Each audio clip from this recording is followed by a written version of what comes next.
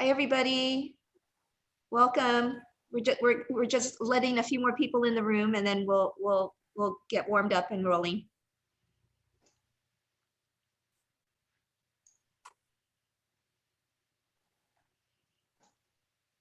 Cora. Hi, Josh. Man, just in time.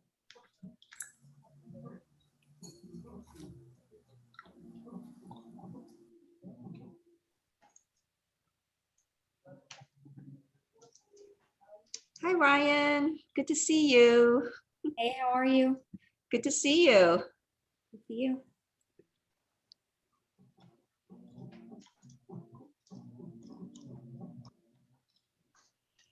Well, we're hoping that Danny will join us here in a minute.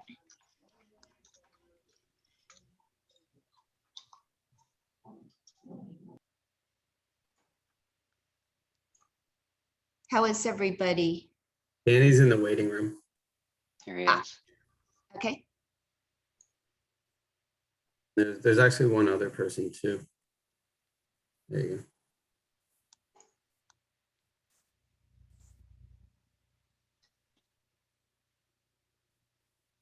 Danny. Hi, can you hear me?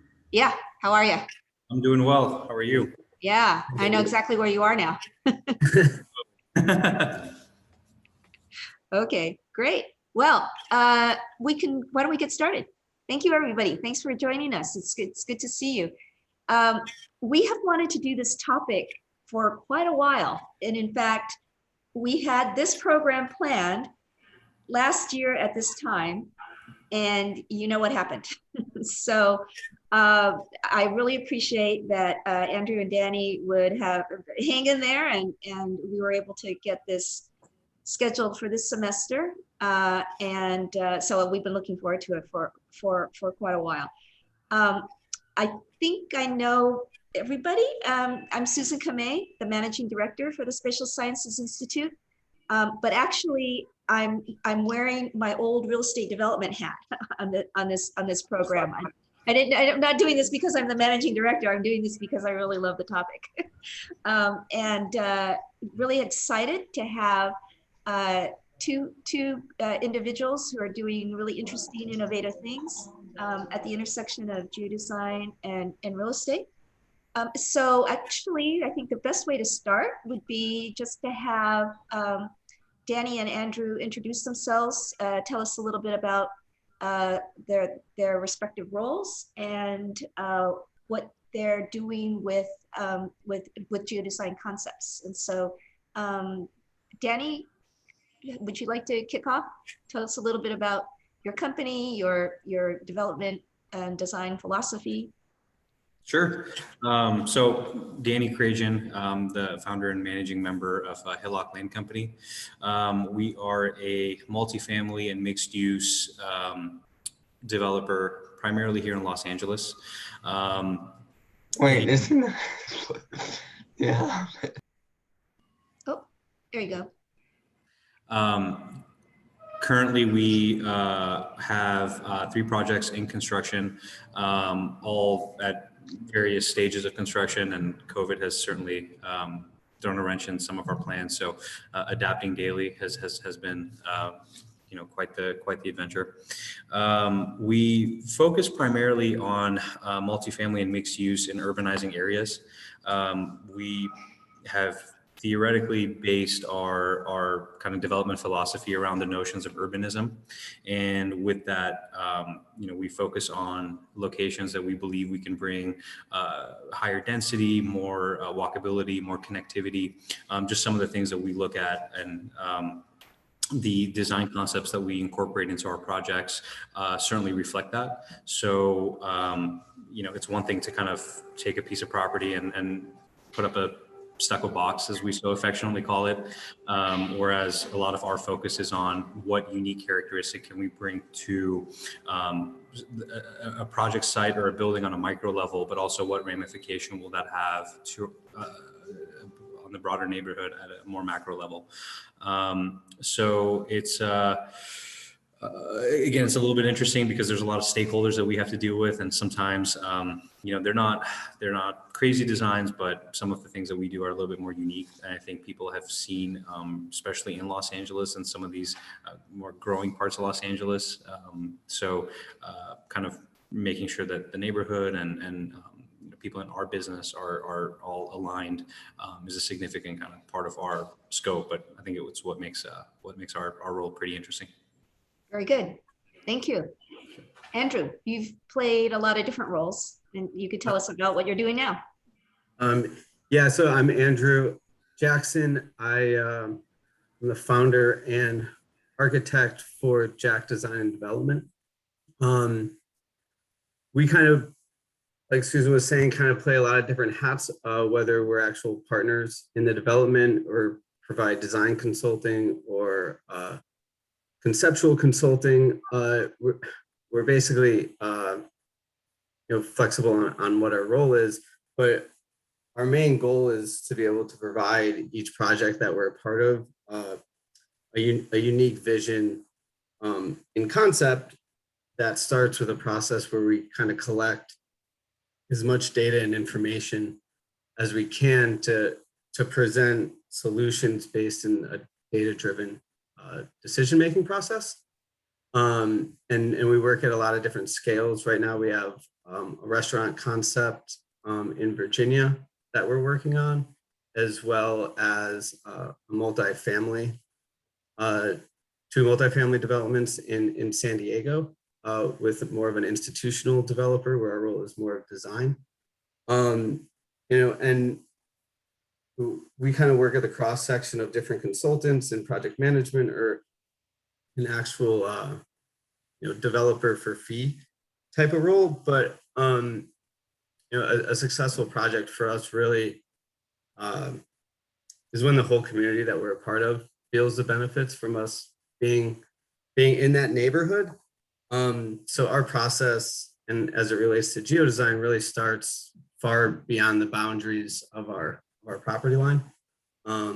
Whether it's actual infrastructure to just what a community needs and how to position our project to be successful for our clients and our partners and in the community that we're a part of. And that, lasts long after we leave the site too, and kind of the long-term potential of a site really based on, the community around us. And we rely on a lot of different consultants and investment groups. Actually, I think one of our design partners, Barbara Leone, is actually on the call right now. So, we try to create a community within our projects, but also within, the community our project lands in.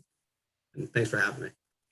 Great. So I heard from both Danny and Andrew, 3 words that are important in geodesign: scale, data, and community.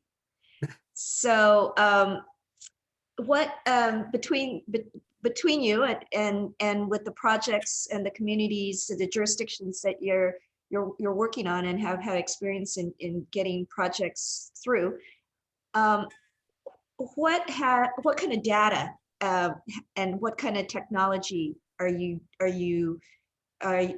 finding makes a difference in either the community visioning process or in the entitlement process or in actually construction and build out?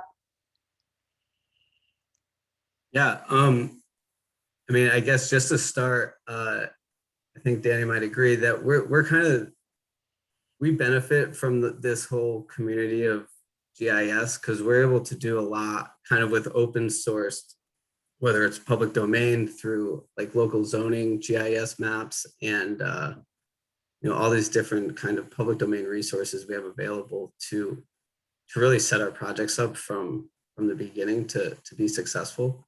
The project that we're working on in Virginia, we basically were able to put together a concept deck that went down to just population shifts based on season, because it was a kind of a vacation town, to really all from 3,000 miles away before we even got to the site, where we were able to kind of verify some of our assumptions based on the information available publicly. Yeah, for us, I mean, very, very similar. And I think GIS has been a game changer for a lot of what we do, starting maybe not so much in construction, but especially in the beginning of every really project, just even thinking about a site. I mean, for us, again, just because we are neighborhood focused and very localized, a lot of our acquisition strategy has been focusing very narrowly on specific neighborhoods where it's almost a block by block we take and we say, okay, this particular street in this particular submarket has the opportunity for the type of development that we believe has some inherent value. And it would take a significantly more challenging kind of process if GIS wasn't around. In the city of Los Angeles, we use Zemis almost on a daily basis, which is kind of the city's own GIS map.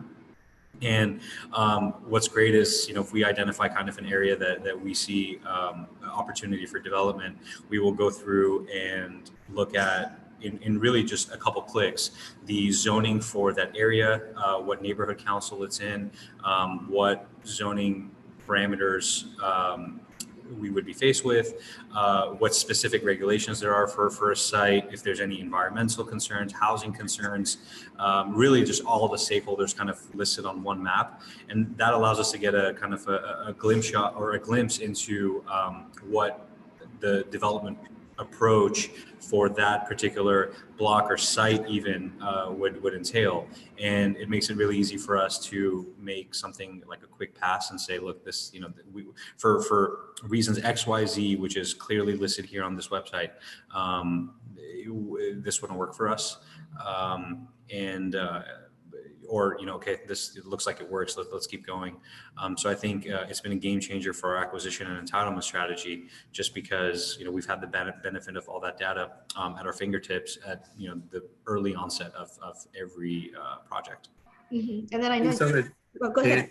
Just something Danny said quick, when you were able to click through Zemis and find out, a neighborhood council in LA, they want to be involved early with the process, and just being able to find out who the right people on your block to talk to get their buy-in and support and actually give them what they want, makes the 5-year process to get a project approved a little bit less hairy, and it's all at our fingertips without any overhead, which is great. So Danny, I've heard you mention before that you're looking for properties where you see opportunity, where you see something that's compatible with your development vision, and they might be sites that other developers would pass on. Do the GIS related resources help you identify those kinds of sites? I mean, absolutely. I'll use one of our projects, as a case study, just for that question. We opened escrow on the site, which was marketed as a owner user office building. So it was a office sales broker that had the site on the market. It was just a private seller. It was a retired gentleman who lived upstate, and it was on the market for about a year, and nobody had looked at it as a development site. Maybe that's a little rare. I think it's gotten a little bit more aggressive over the past few years, where there's a lot more eyes on less opportunities. So people are catching on. But back then, we had we were looking at it, and we knew the neighborhood, again, because we kind of start with a broader, this is a submarket that we're interested in. Let's go learn about every block that has development or every block that has sites, where those opportunities are. When we started looking there, we said, okay, well, this could be a site. It's really mismarketed. They weren't getting any traction as an owner user office building, because it was so representative of San Fernando Valley in the past, when it was a first tier suburban neighborhood with car culture dominating. It was an office building that had no windows on the exterior. Everything was kind of facing a parking lot, which was facing an alleyway, even though it's on a major thoroughfare and on a commercial corner. It was really an enclosed two-story, underutilized, low-density structure in an area that had been championing urbanization for a very long time. Particular project is in North Hollywood, which has the second busiest metro stop outside of Los Angeles, and or I'm sorry, outside of downtown Los Angeles, has seen a tremendous growth of higher density multifamily and mixed use product. So we looked at it and we said, okay, well, how do we find out if this really is a development deal, or are we just missing something that everyone else seems to have seen? And we used ZMIS and GIS in particular to really dive in and look at every parameter, every zoning code, every jurisdiction that had something on that site. And there were a few. There was obviously the planning department, the building department, but there was also the former community redevelopment agency, the housing department. Really everybody had kind of their hands on this property. It was a really hairy, kind of property title that we had to get through. But we couldn't see any reason not to pursue with the development when we did our due diligence on ZMIS. And that's when we felt comfortable enough to put the property in escrow. And, we had the benefit of a few months of real due diligence afterwards. And sure enough, I mean, that project is a month or two away from completion at this point. So it all kind of worked out. And yeah, I think without the benefit of GIS, I mean, it would have worked, right? People make deals happen. You go down to the city. Well, you can't now, but at least in the past. But we probably would have waited 6 months for somebody at the city to get around to answering an email instead of just finding the answer ourselves within 90 seconds. So I think that's a tremendous advantage. Andrew, when you're talking about open source, what else do you use? Sorry. I mean, ZMIS is probably the day-to-day one we use most. Right now, though, we're also seeing an opportunity for some of the open source AI kind of platforms where we're quickly able to use City Builders. They're a private company, but City Builders is a good example. Where we can study very quickly a lot of different massing strategies and density strategies with just some simple inputs that we're able to pump out 30 different models based on different criteria that would typically take 2 or 3 days to kind of vet through all of the zoning and density requirements in the normal architecture office where you're actually putting each line down. I think that we're seeing that one has the most potential long term. And there's other layering into that with LA. They have parking parameters that work with your structural system. So if you need to move a column, you're able to quickly reallocate parking.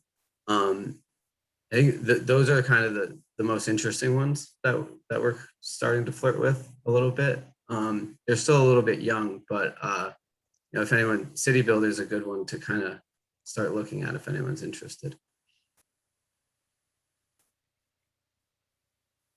Well, one of the things that I'm hoping that we can do here is really have a conversation and have those of you in the room here be able to pick Danny and Andrew's brains and ask the questions that you want to ask. So, Andrew, is there anything that you wanted to show, or you're good?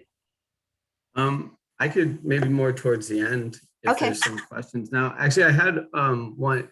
Danny gave a case study of how a deal came together. I have a good one of where we almost got pulled into a deal where GIS saved us. Okay. We had a property in Canoga Park that was being marketed to us to go in on a joint venture for, and they had missed a DOT street widening requirement that would have basically made it impossible to make the site work as they had it planned to entitle it. And during our due diligence in the last hour, we were able to catch it and basically saved a major project from going bust, millions of dollars down the line. So it does work both ways. Hey, Andrew, I'm laughing as you say that because literally I'm sitting on one of our job sites, and down here we're widening the roadway by 3 feet as we speak. They're pouring the concrete bus pad for part of that widening. So yes, that is a 7-figure Yeah. so yeah, something you avoided. So that works. And it was all right in the Zemus. It was just, they provide links to all the documents. It makes it very easy for us to do our job. Okay, GIS for the win. Let's see. Laura, Professor Loyola. Hi, welcome. Thank you so much, Andrew and Danny. Nice to meet you. Andrew, nice to see you again. I'll start off. Thank you for joining us and giving of your time. Well, we let the students kind of mull over some other questions. I was wondering, one of the most important lessons that you've learned thus far in your career that maybe you wish you would have known starting off, since we have our students that will be starting off. I like to start with the easy questions. That's yeah, it made me pause. Nice to meet you, Laura. It definitely made me pause because I'm like, how do I choose? Every day I still have something that I'm like, oh, I wish I knew that. I would have avoided that. Well, I mean, there's a real estate development answer to that, I think, and then there's a specific geodesign or geodesign related answer to that question. The real estate development question, and really just kind of the overview, and I've mentioned this in PPD classes that I've spoken to, is when you are on the development side, your Achilles heel, I mean, and it's not going to surprise anyone for me to say this, but our role is the conductor. We are managing multiple disciplines, trades, from engineering, architecture, financing, legal, entitlement, all the way down to, dealing with guys that, you're having to translate into another language, because those are the guys on your site, and they're doing the best job. So it's, where we're dealing with a lot of people, and your Achilles heel is just it's not the weakest part of your team, as most people would say, but I think it's what you don't know. And it's wherever you have a gap in knowledge is where people will suffer, because really people look towards kind of the developer as providing the kind of the overview. I mean, everyone has technical expertise that you won't, that you're bringing to the table, but everyone's kind of looking for, okay, what's the broader vision for this site, and where is this ship going? And everyone does their role in getting the ship to its direction. But without the direction, or with relying on somebody else for, to fill a big position on your team. For example, a lot of developers start off and they say, well, development is just, I'm looking for sites, and I'm looking to design and entitle them, and looking for the financing, and then all I hand it off to the general contractor, and that's that. Maybe the single biggest mistake that could be made, and unfortunately it's a mistake that I've made previously in my career, where you have to be on top of it. You have to guide kind of the processes and the roles, and kind of, again, kind of the overall direction of the operation for people to buy in, and look for those people to buy in. And to be able to do that, I think you have to be dangerous enough on every single topic where at least you know what you're talking about. So I think that's one of the biggest things. It's really kind of taking a step back and evaluating the overall approach and the overall direction of every venture. On a more geodesign related, answer, and I want to, I'll stop talking in a second, but it's kind of designing or thinking really in a vacuum. And the reason I say we're so neighborhood focused now is because we've made that mistake before also, where we've gone into these neighborhoods and said, wow, this neighborhood is just primed for density and for just modern development and design aesthetics that are, just forward thinking. And absolutely, we see all the signs just all over the place. And then you get into a neighborhood council meeting, as I'm sure Andrew can negotiate, and somebody throws something at you, quite literally. Like I've had pens and cups and all kinds of stuff thrown at me in certain neighborhood councils, just because we never took into consideration exactly what a neighborhood wants. We just presented a project that we thought was good and we thought we were doing the right thing, but all that could have been avoided by just going in the beginning and saying, hey, what do you guys want? And doing the same thing with the council office and saying, council office, what do you guys want to see here? Talking to the planning department, saying, what are our parameters here? And then working within those boundaries so that all stakeholders are happy. And I think that just paves the way for a much better process. It avoids expensive appeals and just absolutely crushing litigation. So yeah, mistakes, we've made all of those and we've had all those. So we do things a little bit more different now. Yeah, just for transparent, I'm also on our neighborhood council land use committee. So I've been throwing stuff at both sides. But You understand both sides, you mean? yeah, try to. Danny said conductor. I wrote down cheerleader. Kind of as in the project management role, on the developer side, it's really supporting your experts and trusting them. That's probably the biggest takeaway through my career. And I come from an architectural background where we're kind of trained to think that we're going to solve all the world's problems through the design, and we have the answer. And Ayn Rand Fountainhead to the max. Coming out of school and you're working with a mason that's laid brick for 30 years, you're not gonna, help him or change his mind. Yeah. So, that's the number one is trust your experts, especially when you get to the developer side. And then also, our approach at JDD is to always, the same idea, design in a vacuum, is approach every job like it's its own. Don't make any assumptions from the last project or try to apply some of the same rules, at least not right away. You might end up there. But we really even if we maybe don't agree with the direction, we just want to give everyone, especially when we're working for a client, all the information for them to really make the decision and have ownership of the decision and have buy-in across the board. And that's normally a successful project in the end, if you're not trying to pigeonhole it or force it, and really look at the facts of what's on the ground. Thank you. I really appreciate both of all of those perspectives and honesty there, and also I think a lot of time treat each project as its own and really get an understanding for what all the stakeholders want in that project. I think is a really, something that we might forget to iterate sometimes. So thank you so much, because they're not cookie cutter, right? We're not doing cookie cutter projects, so thank you. Well, having been with a big corporate real estate development company, what I really appreciate about in a development philosophy that Danny has, that Andrew has, is that you've really got a sharp ability to articulate what your development philosophies and commitments are, and that you can then, because what I've admired, Danny, especially about watching the progression of your projects, is how committed and how true you are, especially when the decisions are tough to make. Absolutely, yeah.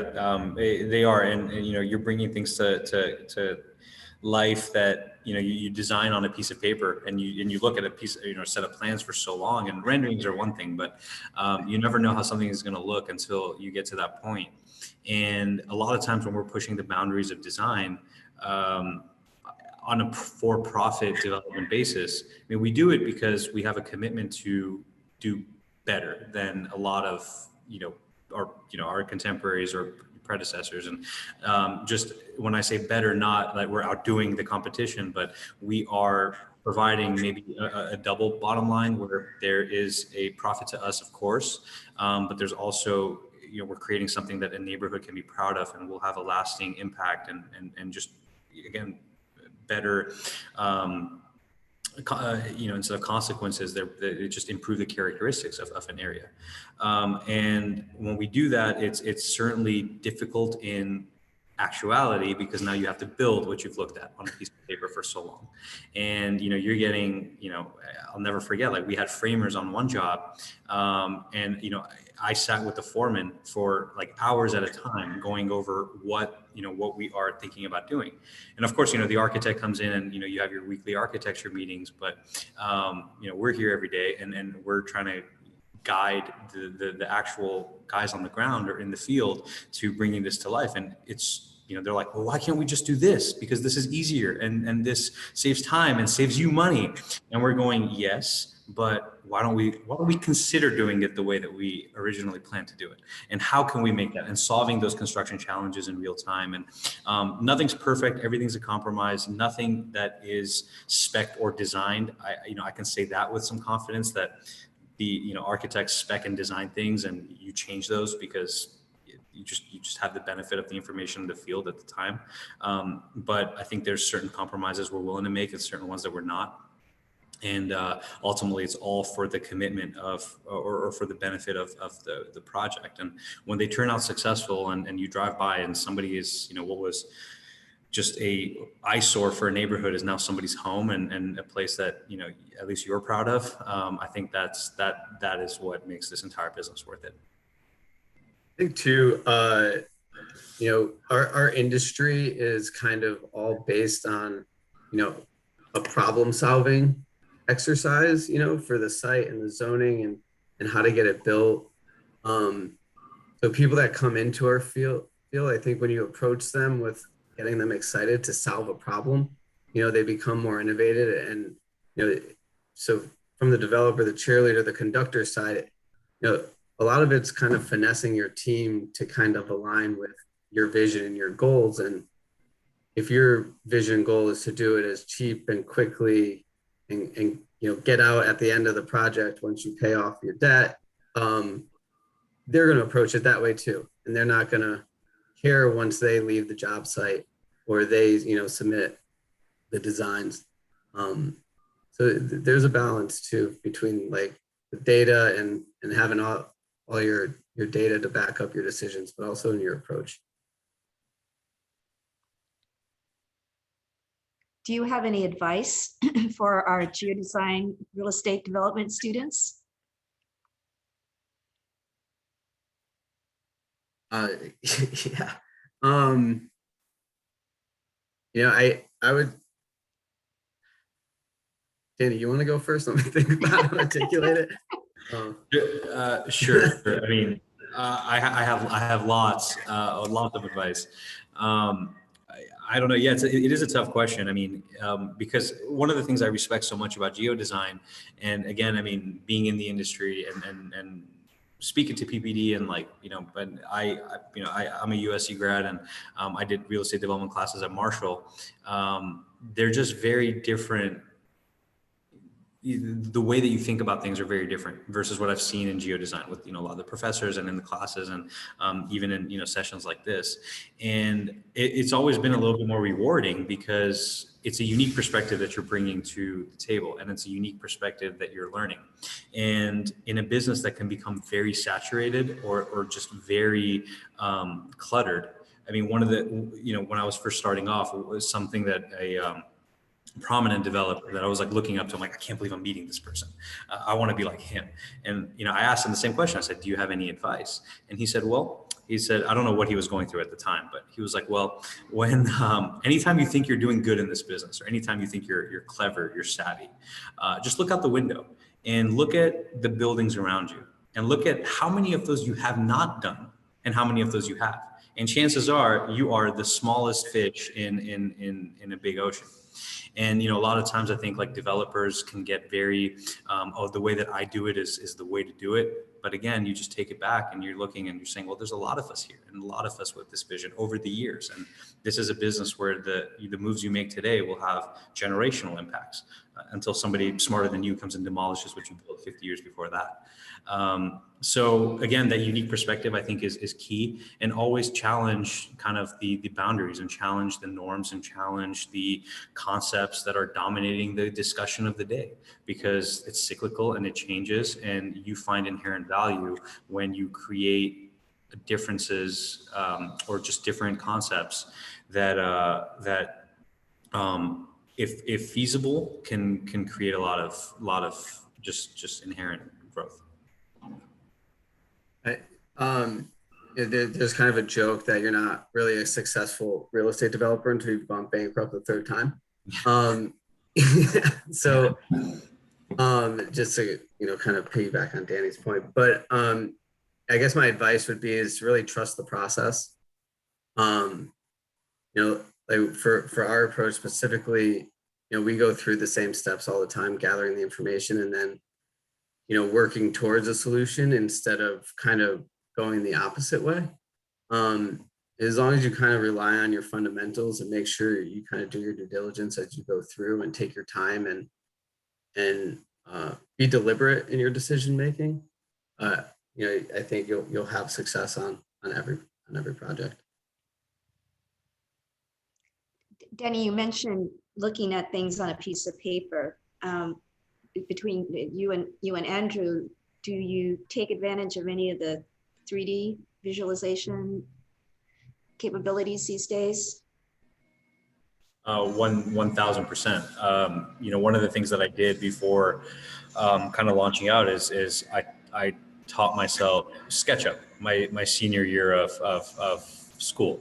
And again, I was in international relations and global business major. Like I had no business learning SketchUp, and I knew I wanted to go into this business. I didn't realize that it would be maybe this entrepreneurial, but I knew that in order to explain my ideas, I could think of no better way to do it than using 3D software, and that has been significant on really two occasions that I can think of.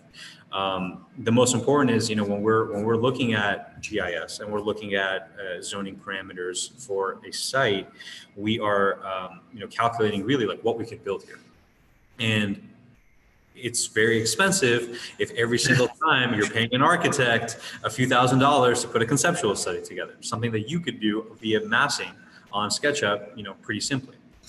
So that's one of the things that we do when we use the square footages that we come up with on SketchUp and kind of lay out a site a certain way. And that goes directly into our underwriting when we run financial models to start off. And, our financial models kind of get more and more complex as the deal progresses. But in the beginning, it's really simple. We just need a couple of key inputs, and we couldn't really get those without the benefit of, applying the zoning into a 3D software.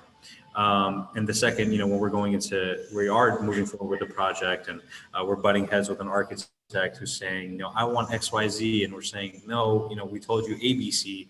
How do you explain ABC to an architect without having some kind of 3D something to work off of? And I think a lot of times that has been the best way to explain our own ideas.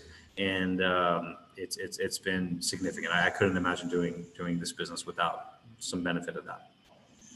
That's why you got to hire me, Danny, and I could just read your mind. You don't have to worry about it. Or that works for me. I was expecting you to weigh in, Andrew. Yeah, I mean, that was at my last company. That was my role. I was the guy who someone like Danny came down with, just an address, and that was my responsibility to, within a day, kind of vet and see if it was even of interest for the financial side of the office. Danny kind of covered that. For us, we're pretty much all in 3D at this point, and BIM modeling.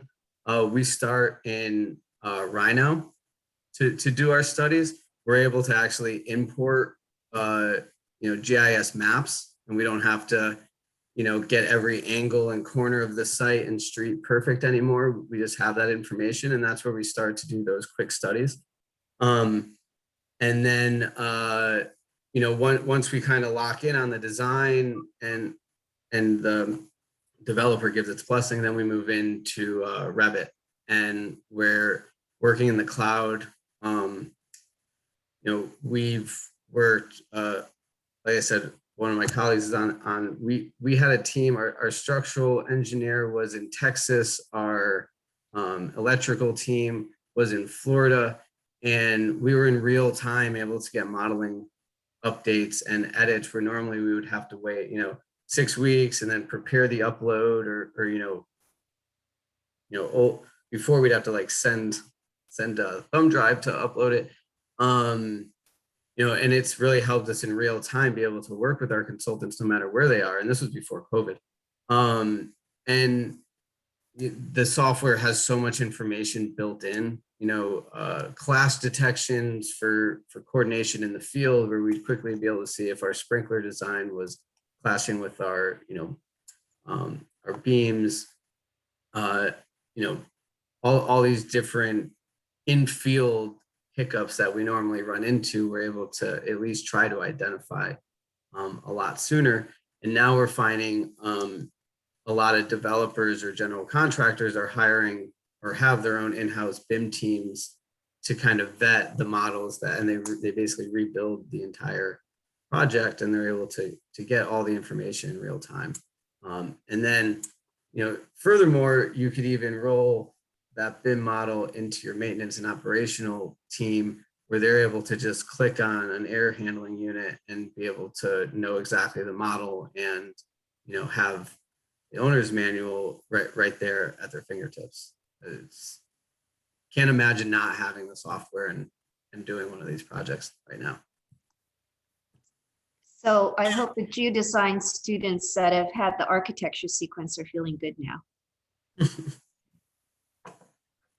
So you mentioned working virtually. Well,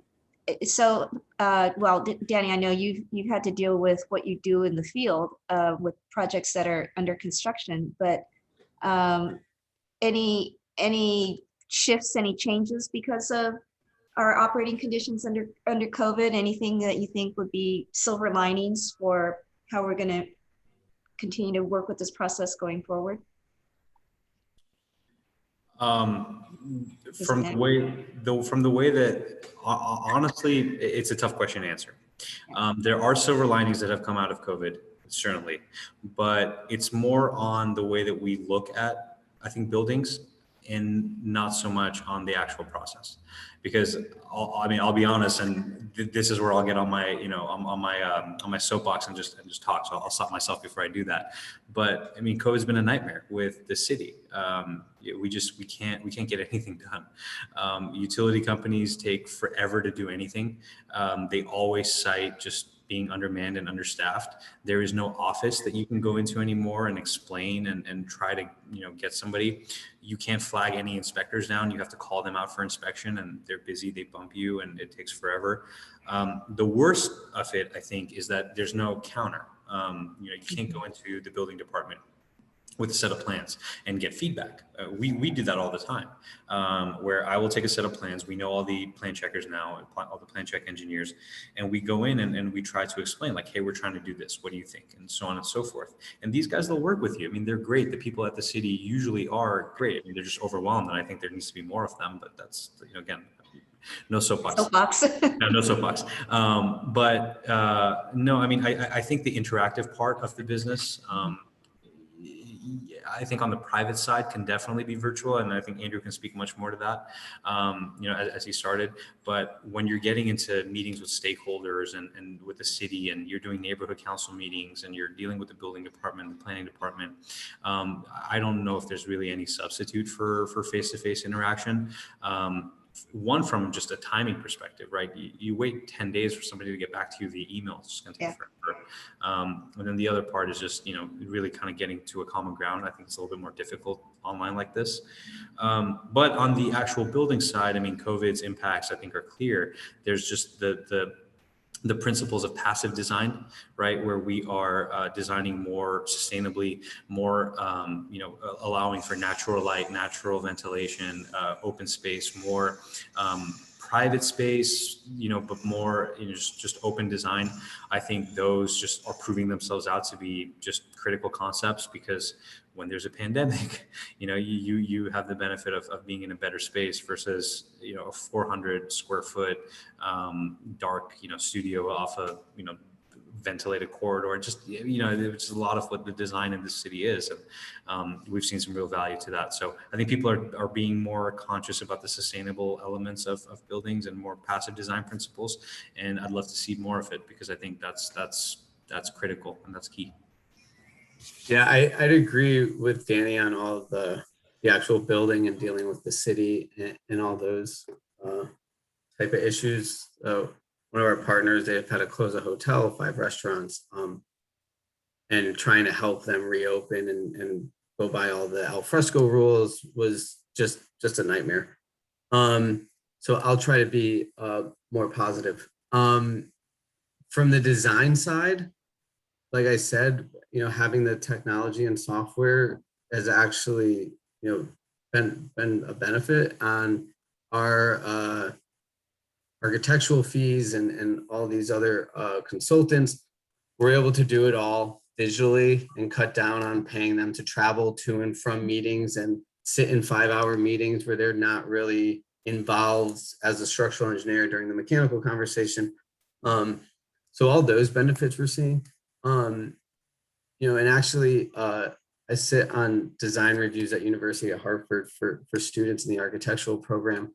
And I think the biggest benefit I've seen with them is now the requirement to really have your work speak for itself and be able to provide a full picture of your concept, your goals, your design, you know, via sending a PDF where you're not there to defend any ideas. And I think, you know, that's a real benefit to kind of that upfront, is people are being more thoughtful and deliberate in how they're communicating their ideas. And you kind of have to, or we've kind of had over the past year, kind of sharpen the way that we present. And you know, we're not moving away from email and communicating online. So I think long term, you know, there might be some silver lining there, I hope. Thank you. We have a question. Are you seeing public and private utility / transportation companies also utilizing GIS and incorporating the private developers' existing or new GIS deliverables into theirs? Yeah, we are. Just from, I'll speak first as Pico Neighborhood Council Land Use Committee, we're able to see when anything gets proposed, whether they through their process needs to come through the neighborhood council. So probably not great for the private side developers, but you know, as community building in general, you know, there's more transparency and this stuff is getting layered in very quickly that, you know, kind of anybody can access. But from the, you know, the developer side, the 2 of the multifamily projects in San Diego that I'm working on, these guys started looking at these sites about 5 years ago. And that was just when San Diego started exploring new mapping for transit and layering in how they were going to upzone or downzone or parking requirements. And they were able to quickly, you know, some of the more institutional old time approach to developers overlooked this area in San Diego. And now these guys are sitting on sites that they acquired years ago, and now there's no parking requirements, lower density, and they're on transit lines, and they're able to get, you know, bonuses in height and you know, you know, 5 years of working with them and studying sites, and now finally they're about to go vertical on 3 or 4 of them, and you know, I can't handle the actual design, and now, you know, just it's all coming online as soon as the updates were made to the transportation. Yeah, I agree with, I mean, that's 100%. We see a lot of the same stuff. And I mean, Andrew covered kind of the private side perfectly, so I don't need to touch any more on that. But in the field, we do see the utility companies, you know, utilizing it. It's an interesting question because not many people think about utility companies until it stops your whole job, and then you really start thinking about utilities. Yeah, they in LA specifically, Another kind of tool that the city has is Navigate LA, which once you start turning on, all the layers, and I'm sure a lot of you are familiar with it, really shows you permits that are being pulled, infrastructure projects, I mean, just a whole host of stuff. And again, I don't know if it's so much COVID, it's just kind of the way a lot of these utility companies have operated over the years. It's really difficult to get information out of them, like critical info that you need. And now that it's all on GIS, we can just turn on the layers and see, oh, did DWP file for an underground excavation permit with the Bureau of Engineering? And this is internal city stuff, but it's public record. And we can pull it up and say, oh, they did file a U permit. They filed it 2 weeks ago. So based on their lead times, we should have this ready to go in 4 weeks. And we start kind of gearing towards that. And we start getting the infrastructure in the building ready to receive DWP when they're ultimately ready. So when they call us in 4 weeks, or in this, 4 weeks for them means 12 weeks, but again, no soapbox. Another soapbox. No soapbox, yeah. When they do ultimately call and say, hey, we're ready for you, get ready. We're like, hey, we are ready. And, I think it speeds up our process really significantly. Wow. Or if you're not hearing from them, you can get on their case a lot quicker. Exactly. And say, hey, we see that you filed, permit reference number, so on and so forth, please. Oh, we do it all the time. Yeah, absolutely. Yeah. So I think it's another game changer. And I remember the first day that somebody showed me how to use that stuff. And I'm like, I have this, I can access this. And it changed the whole day. So absolutely. It also takes the heat off of us with our institutional investors and partners, because we're able to clearly and quickly, we did all of our work. It's out of our hands now. Risk mitigation. Yeah. Not that they let us off the hook, but still. Yeah. I'm going to throw out a piece of advice from Professor Kamei here. Andrew's mentioned that he serves on a council, and I'd encourage all of you students to think about serving in these kinds of ways, because it gives you a whole different perspective of how the neighborhood process works, the way things turn out in life. After working in real estate development and teaching it for a number of years, my daughter marries a real estate developer, and he has served on a neighborhood council. He made a lot of great. He learned a lot, made a lot of great relationships and connections, and developed an identity in the community. So then when he moved into the development side, there was just a lot of good fabric there, and I think he would recommend the experience as well. So just watching that, and I think it's a way to put more arrows in your quiver in terms of your capability and your ability to contribute. Just to elaborate a little bit on that Yeah. too, if you're on one of these councils, you'll have 3 or 4 up to 10 developers present their project every month. And even if you're not on the board, they're public meetings, you can just go and sit, and you'll quickly see how all the successful people in our industry are approaching projects and how they're presenting them. That's how I kind of got involved, just out of interest. And then, like Susan said, like kind of talking through and meeting people, and I was encouraged to join. And then ultimately I ended up kind of putting together an entire packet on the development process to make available to our neighborhood. So when people are calling in, and these meetings go on for hours and hours, a lot of their questions are answered, because it's just people not experienced with the industry.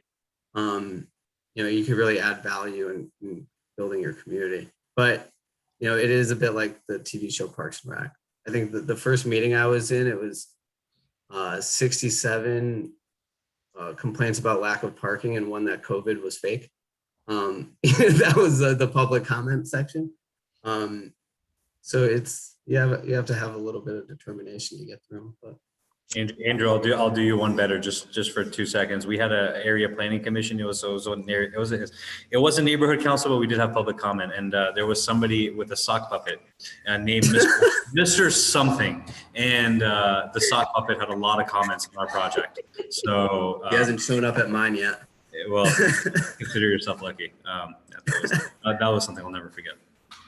Well, I'm going to jump in real quick. We have two questions that I'm going to attempt to combine into one, really, which is asking if there are a lot of GIS specialists in real estate development, or people who are using GIS, and sort of more specifically then, if you guys are using remote sensing as a method of assessment for your properties, or if you're seeing this increase in remote sensing use, like either satellite imagery or drone imagery or whatever.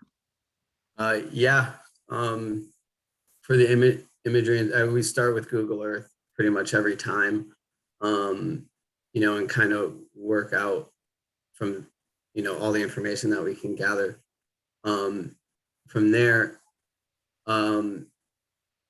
as far as the GIS experts, they're not like branded as GIS experts, but it's kind of inherent with a lot of the teams we deal with, especially in the entitlement process. There's about 15 different chapters that we have to put together that include traffic, which is not just the new traffic to the neighborhood by, putting in new housing or whatever, but also just hauling routes for material from a site during construction. Noise is involved, environmental, underground. I guess that would be sensing too, right? What's going on all under there, soil studies. So it's just kind of inherent in the process.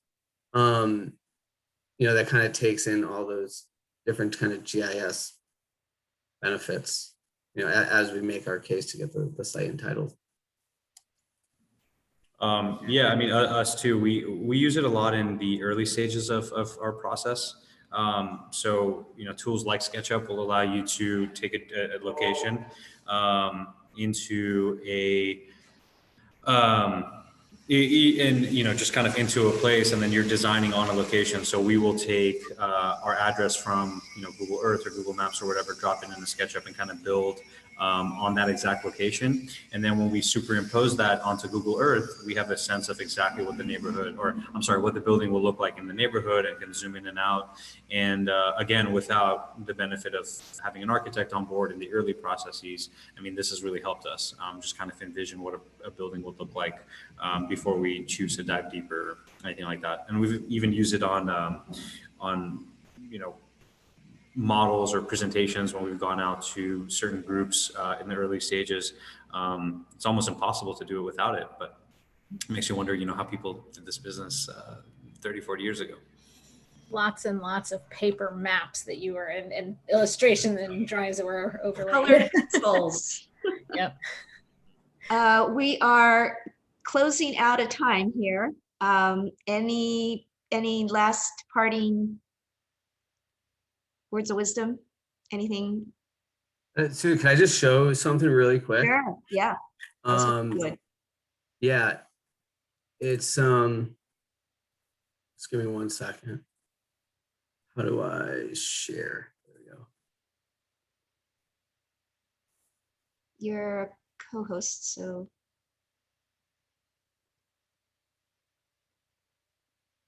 It's not letting me. Oh, there we go. So can you see the screen? It's, there you go. Yep.